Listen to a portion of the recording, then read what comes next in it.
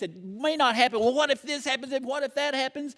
And we just don't know because we try to control the storm. I read this week that in America, Americans spend over $500 million on sleep aids. Yet Jesus evidently could go to sleep anywhere. Kind of reminds me of my dad. He's never finished a TV show past 9 o'clock in his life, I don't think. He'd sit there, yeah, let's watch, sixth inning of the Reds game, he's out. Never knew how he'd get. Well, now how did that work? I think he had a lot of it. He was tired, but he had peace of mind. And still does.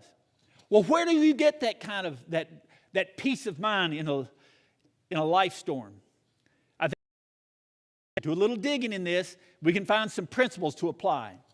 And the first thing is that we remember God's closeness. You are not alone. He is with you. In verse 23, it says, then he got in the boat and the disciples followed him.